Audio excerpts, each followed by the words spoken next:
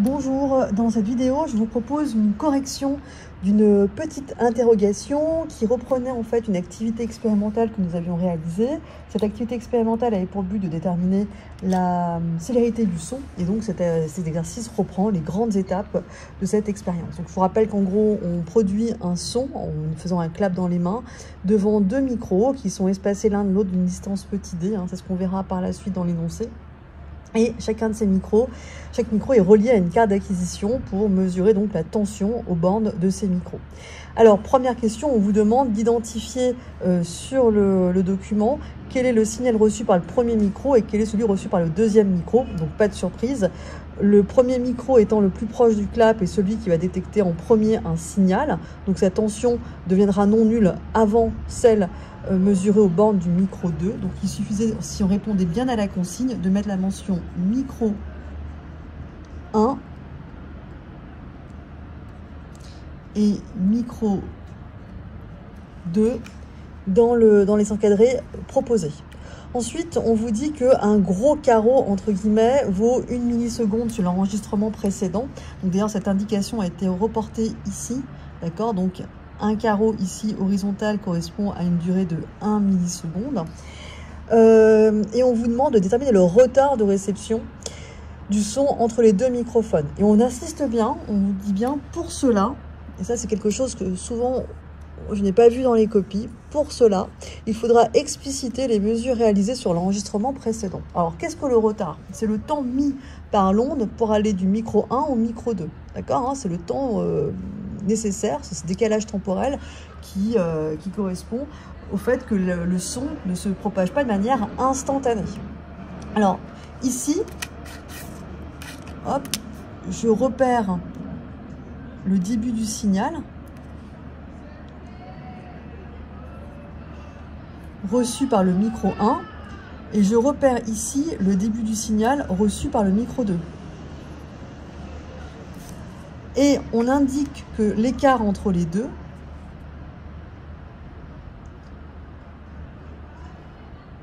c'est le fameux retard qui est recherché. Et bien souvent, vous avez oublié de répondre à cette consigne où on vous demande de repérer les mesures réalisées sur l'enregistrement. Donc ce retard, c'est ça en fait. Donc ce retard, si on l'évalue, on a deux carreaux entiers, 0,2, 0,4, 0,6, d'accord, 0,8. Et là, en fait, donc j'ai mal fait de montrer parce que là, je ne suis pas vraiment en face de la feuille parce qu'il y a la caméra qui me masque. Là, j'étais censée être pile sur la petite graduation ici. Donc en fait, ça nous ferait, donc si j'étais vraiment en face, on aurait deux divisions entières, 2, 2, 2, 4, 2, 6, 2, 8, 3. J'aurais donc en tout l'équivalent de 3 divisions. Donc je peux dire que taux égale 3 divisions fois une division, c'est 1 milliseconde par division. Donc le retard vaut 3 millisecondes.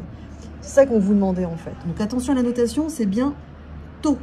Ok, donc taux égale 3,0 en l'occurrence, parce qu'ici il y a un 1,0. 3,0 millisecondes. Ok, donc ça c'était une mesure qui était réalisée. D'accord, donc ici c'est une mesure qui est réalisée sur l'enregistrement. Donc à chaque fois que vous ferez une mesure sur un enregistrement, il est impératif d'indiquer sur celui-ci comment vous avez exploité ce document pour bien montrer à la correctrice ou au correcteur comment vous avez fait justement pour pouvoir exploiter des valeurs pertinentes pour la suite. La suite, question 3, en déduire la célérité. Donc on sait que la célérité par défaut, donc il faut qu'on marque la formule littérale qu'on va utiliser, c'est la distance parcourue par l'onde entre les deux micros, qui est notée ici petit d, sur le temps mis par l'onde pour aller du micro 1 au micro 2. Ce temps, c'est ce qu'on appelle le décalage temporel, c'est le retard, taux. Donc ici, d sur taux.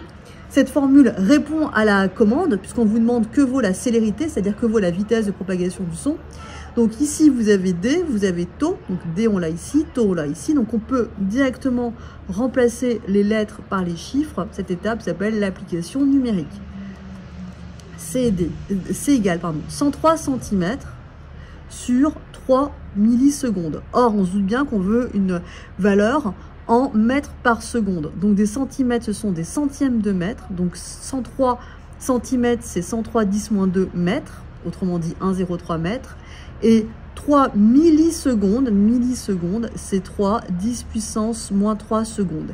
Si votre calculatrice ne fait pas de fraction, mettez bien des parenthèses au dénominateur.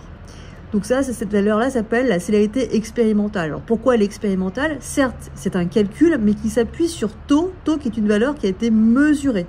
D'accord? Alors, on prend la calculatrice. Et alors, j'essaie de me mettre à ce niveau-là. Voilà, donc c'est un petit peu difficile pour moi parce qu'il y a l'écran, la caméra qui me cache. Donc 103 10 puissance moins 2 divisé par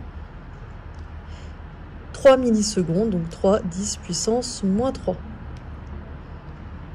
Et donc, on trouve 3,43. Attention, ici, il est écrit 10 puissance 2. 10 puissance 2. Hein. E2, ça veut dire 10 puissance 2. Donc, 343. On reviendra après sur le nombre de chiffres à garder plus tard. 343 mètres par seconde. Ici, là, en convertissant ici, j'ai donc des mètres. Et en convertissant ici, j'ai des divisé par seconde. Donc, c'est pas des millisecondes, comme on le voit souvent dans vos copies. C'est pas des ms, c'est bien des 343 mètres par seconde.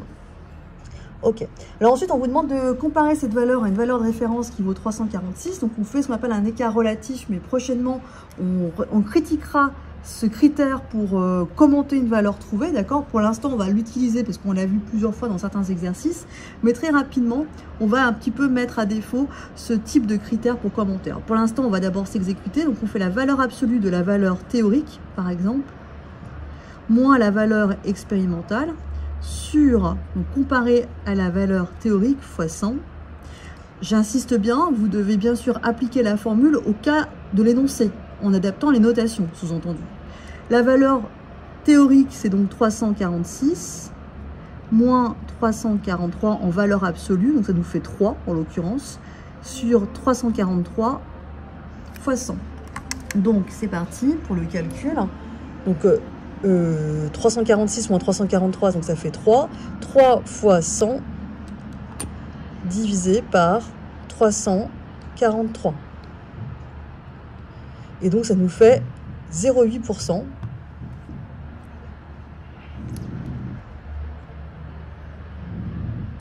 Donc, en général, en physique, on compare de manière artificielle à une référence de 5%. Donc là aussi, on pourra vraiment discuter de ce chiffre prochainement.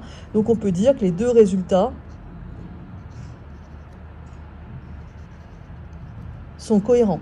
Alors, j'insiste bien sur ce dernier critère. On nous critiquera par la suite et on sera amené plus tard à choisir un autre critère de comparaison. Voilà, j'espère que cette petite vidéo vous aide à mieux comprendre ce qui était demandé et je vous invite à bien retravailler cet exercice. À bientôt.